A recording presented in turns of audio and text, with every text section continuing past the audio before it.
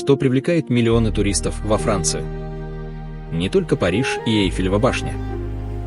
Франция – это страна, где искусство стало частью повседневной жизни. Здесь старинные города соседствуют с виноградниками, а узкие улочки ведут к историческим площадям. От утреннего кофе в маленьком кафе до закатов на Лазурном берегу Франция умеет создавать атмосферу, в которую хочется возвращаться снова и снова.